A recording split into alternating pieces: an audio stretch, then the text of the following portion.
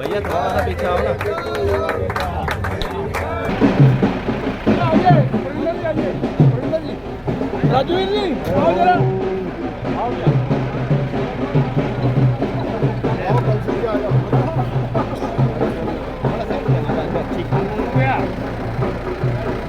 जी, राऊ विधानसभा से जो दो प्रत्याशी हैं, मधु भैया का नाम ही एक विकास है।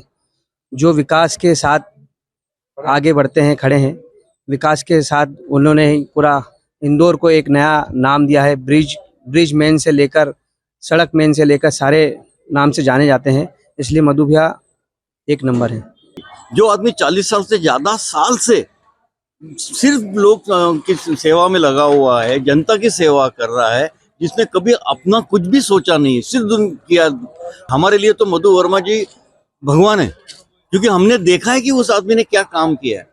किसी जन नेता ने खड़े होके काम नहीं करवाया, वो खड़े होके काम करवाते थे। जरूरत पड़ने के ऊपर टेप लेते थे और मेजरमेंट लेते थे। आईडीए के चेयरमैन थे, तब की बात बता रहा हूँ मैं। टेप लेके किसी के लिए वेट नहीं करते थे कि आईडीए का कोई स्टाफ आएगा, आईडीए का चीफ इंजीनियर आएगा, इंजीनियर आएगा वो मेजरमेंट। उन्होंने कभी नहीं किया। चल रहे आ जाओ भाई, आप पकड़ो टेप। कभी जिंदगी में तू तकार नहीं करी उस आदमी ने।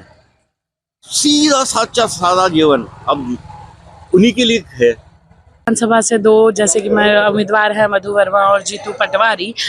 मेरा मत हमेशा मधु अंकल के लिए ही रहेगा, बिकॉज बचपन से, अब तो हम बड़े हो गए, हमने उनको उस टाइम से देखा है, मैंने, मेरे परिवार ने, जब वो काफ़ी नॉर्मल कार्यकर्ता हुआ करते थे।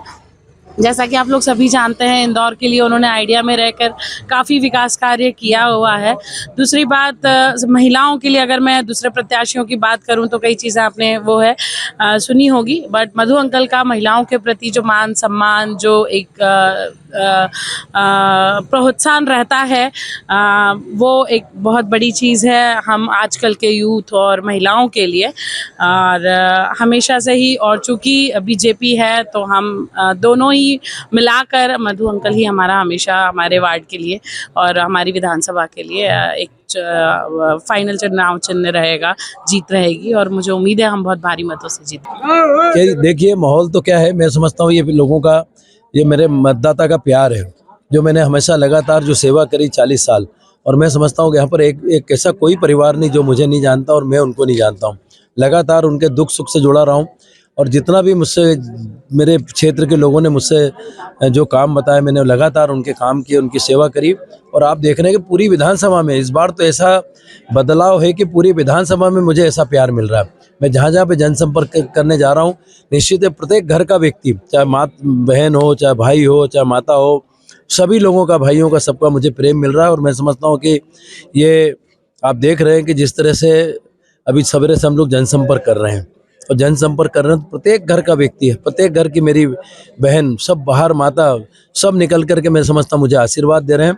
और मैं समझता हूँ मेरे लिए तो ये बहुत बड़ी जीवन की पूंजी है कि आज मुझे इतना प्यार, चुनाव जीतने के पहले ही मुझे इतना प्यार मिल रहा है। मैं समझता हूँ इनका जीवन भर में जो लोग मुझे इतना प्यार दे रहे हैं, मैं समझता हूँ घर घर के निकल के हर व्यक्ति को इतना प्यार नहीं मिलता है जो मुझे मिल रहा है। देखिए, मेरा तो एक और कहना है, भारतीय जनता पार्टी की मध्य प्रदेश में सरकार है, केंद्र में सरकार है, नगर निगम में परिषद भारतीय जनता पार्टी की, जिला पंचायत का अध्यक्ष भारतीय जनता पार्टी का, जनपद का अध्यक्ष हमारा है।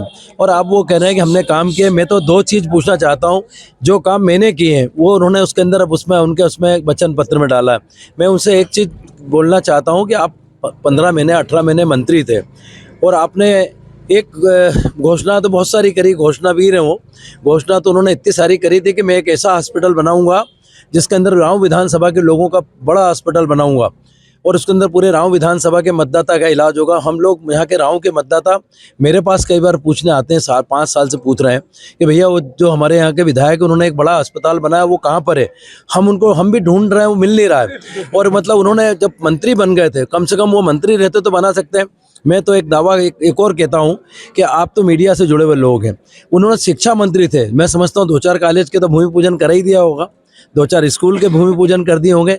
कहीं पर भी हम लोग ढूंढ रहे हैं। कई लोग हमारे पास आते हैं कि भैया वो विधायक जी ने जो 10 साल में स्कूल बनाया उसमें भर्ती करा दो, लेकिन स्कूल नहीं मिल रहा है। और मैं तो आपसे निवेदन करता हूं, कहीं एक आध कमरा भी उन्होंने बनाया हो तो आप बताएं, तो हम लोग भी जाके उस स्कूल का दर्शन करेंगे, उनके विधायक जी के काम। सबसे बड़ी चीज़ है पानी। एजुकेशन और रोड्स और ऐसे बहुत सारे काम है। अभी हम लोगों ने हमारा घोषणा पत्र क्या बोलते हैं उसमें हम लोग हमारा जो घोषणा पत्र है वो उसके अंदर हम लोग सब बता रहे हैं कि कहाँ कहाँ पे हम लोग क्या कर रहे हैं, बहुत सारी चीज़ हम लाना चाहते हैं।